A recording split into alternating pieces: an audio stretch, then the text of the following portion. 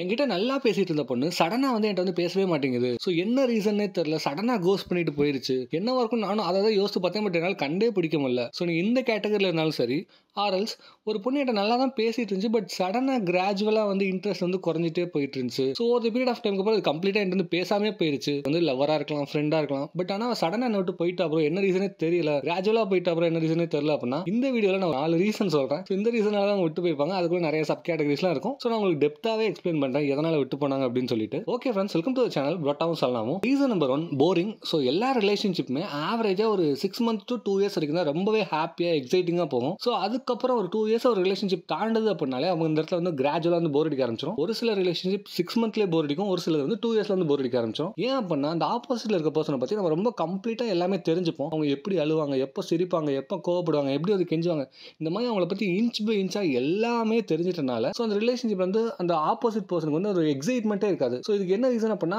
Mostly ரொம்ப அவைலபிளாக நீங்கள் அளவுக்கு அதிகமான டைம் வந்து ஸ்பெண்ட் பண்ணியிருக்கும் போது உங்களை பற்றி அவங்க அளவுக்கு அதிகமாக தெரிஞ்சுக்குவாங்க. அப்போ வந்து அந்த போரிங் வந்து ஆட்டோமேட்டிக்காகவே நடக்கும். ஸோ அதனால வந்து அவங்க வந்து உங்களை விட்டு போகிறதுக்கான சான்ஸ் வந்து ரொம்பவே அதிகம். Reason number 2, expectation is reality. So ஒரு பர்சன் வந்து எனக்கு வந்து ரொம்ப நாளாக ஆளு ப்ரோ, ரொம்ப சீக்கிரமாகவே என்ன விட்டுட்டு போயிட்டாங்க, ஒரு 1 monthக்குள்ளே விட்டுட்டு போயிட்டாங்க, கொஞ்ச நாள் தான் பேசினாங்க, சடனாக விட்டு போயிட்டாங்க. இதுக்கு என்ன ரீசனாக இருக்கும் அப்படின்னு கேட்டிங்கன்னா ஸோ தூரத்துல இருந்து பார்க்கும்போது அவங்க உங்களை பற்றின ஒரு எக்ஸ்பெக்டேஷன் வச்சிருப்பாங்க. இவன் எப்படி இருப்பான், ஸோ இவன் வந்து இந்த மாதிரிலாம் இருப்பான், இவனோட கேரக்டர் இப்படிலாம் இருக்கும். ஸோ அவங்க சினிமாவில் வர ஹீரோ வச்செல்லாம் அவங்களை வந்து கம்பேர் பண்ணி பார்த்துருப்பாங்க. அவங்களை வந்து ஒரு சூர்யா ரேஞ்சில் வந்து கம்பேர் பண்ணி பார்த்துருப்பாங்க. பட் ஆனால் ஒன்ஸ் வந்து உங்கள்கிட்ட வந்து பேச ஆரம்பிச்சதுக்கப்புறம் அந்த எக்ஸ்பெக்டேஷன் வந்து நீங்கள் வந்து மெட் பண்ணிருக்க மாட்டீங்க. என்னடா இவன் இப்படி இருக்கான், நம்ம என்னமோ நினச்சி வந்தமே, இப்படி இருக்கான் சடனாக. ஸோ உங்கள்கிட்ட இருக்க ஒஸ்ட் பிஹேவியர்ஸ்லாம் அவங்களுக்கு வந்து கொஞ்சம் டிஸ்டர்ப் பண்ணும். ஸோ அப்படி இருக்கும்போது நம்ம நினச்ச மாதிரி இவன் இல்லையேன்ற ஒரு டிஸ்டர்பன்ஸ்லேயே அவங்க வந்து ஒரு 1 or 2 monthsலேயே வந்து ஆப்வியஸாக வந்து விட்டு போகிறக்கான சான்ஸ் வந்து ரொம்ப அதிகம். உங்களுக்கு ஒரு எக்ஸாம்பிள் சொல்லணும் அப்படின்னா காக்கா முட்டை படத்தில் வந்து பீட்சா சாப்பிடணும் அந்த பசங்க வந்து கிரேவ் ஆகிட்டே இருப்பானுங்க. பட் சாப்பிட்டு பார்த்தோன்னே இதுக்கு ஆயா சுட்ட தோசையே பரவாயில்ல அப்படின்னு சொல்லுவாங்க. ஸோ அதே மாதிரி தான் அந்த எக்ஸ்பெக்டேஷன் அவங்க வச்ச எக்ஸ்பெக்டேஷன் நீங்கள் மெட் பண்ணிருக்க மாட்டீங்க ஃபர்ஸ்ட் டைம் மீட் பண்ணும்போது, பேச ஆரம்பிக்கும் போது. ஸோ அதனால அவங்க விட்டு போவாங்க.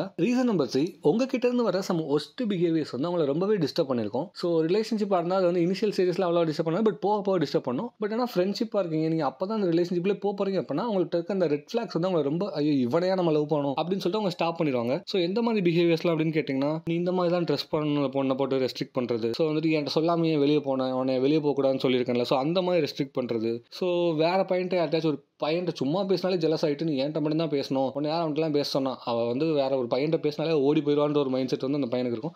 ஸோ அப்படி இருக்கும்போது நீங்கள் போட்டு அவளை போட்டு ப்ரெஷர் பண்ணுறது, அதுக்கப்புறம் சம்டைம்ஸ் வந்து கோவப்பட்டு அடிக்கிறது, திட்டுறது, ஸோ இதெல்லாமே கம்ப்ளீட் ரெட் ஃபிளாக். ஸோ இந்த மாதிரி ஏதாச்சும் பண்ணீங்க அப்படின்னா எல்லா பொண்ணுங்களும் உங்களை விட்டு போகிறதுக்கான சான்ஸ் வந்து ரொம்பவே அதிகமாக இருக்குது. ஸோ இது தப்பான ஒரு மென்டாலிட்டியும் கூட. ஸோ இந்த பிஹேவியர்ஸில் நீங்கள் ஏதாச்சும் வந்து இது பண்ணியிருந்தீங்க அப்படின்னா அப்போ பார்த்துட்டு இவன் கூட நம்ம ட்ராவல் பண்ணணுமா அப்படின்னு சொல்லிட்டு அந்த பொண்ணு சடனாக அவங்களை விட்டு போகிறதுக்கும் சான்சஸ் அதிகம். ரீசன் நம்பர் 4, ஸோ இதான் ரொம்பவே முக்கியமானது, அன்னோன் பர்சன் என்ட்ரி. ஸோ வந்துட்டு ஒரு ரிலேஷன்ஷிப் வந்து ஒரு 2 to 3 years தாண்டி போகுது அப்படின்றப்போ ஆப்வியஸாக அது போர் அடிக்க ஆரம்பிச்சிடும். அப்போ வந்து புதுசாக ஒரு பர்சன் வந்து அந்த பொண்ணோட லைஃப் வந்து என்டர் ஆகிறாங்க அப்படின்னா அப்போ வந்துட்டு அந்த பையன் மேலே இன்ட்ரெஸ்ட் வரதுக்கு சான்ஸ் அதிகம். ஏன்னா அவங்களை பற்றி கம்ப்ளீட்டாக எல்லாமே உங்களுக்கு தெரியும். ஸோ அந்த ரிலேஷன்ஷிப் வந்து போரிங் ஸ்டேட் அதுதான். ஸோ அந்த டயத்தில் இன்னொரு பர்சனோட கேரக்டர், பிஹேவியர், அவங்களுடைய பேசுறது எல்லாமே அந்த பொண்ணுக்கு புதுசாக இருக்கும். அது வந்து அவங்களுக்கு ரொம்பவே எக்ஸைட்டிங்காக இருக்கும். அந்த டயத்தில் அவங்க உங்களை விட்டு போகிறதுக்கான சான்சஸ்மே ரொம்பவே அதிகம். ஸோ இதில் ஏதோ ரீசனால தான் உங்களை விட்டு போயிருப்பாங்க. நான் எப்படி ப்ரோ திரும்ப வர வைக்கிறது அப்படின்னு கேட்டிங்கன்னா ஸோ பார்ட் 2 கமெண்ட் பண்ணுங்க. ஒரு 50 கமெண்ட்ஸ் வந்துச்சுன்னா நான் கண்டிப்பாக வந்து எப்படி திரும்ப வர வைக்கிறதுன்றதுக்கான வீடியோவுமே போடுறேன். இன்கேஸ் உங்களுக்கு வந்து பிரேக்கப் ஆயிருந்துச்சு அப்படின்னா ஸோ நீங்கள் வந்து எக்ஸ்பேக் கோர்ஸ் வந்து ட்ரை பண்ணலாம். அதிலே நான் டெப்த்தாக எல்லாமே சொல்லியிருப்பேன், அவங்க இன்ச் பை இன்ச்சாக எப்படி வர வைக்கிறது அப்படின்னு சொல்லிட்டு. ஸோ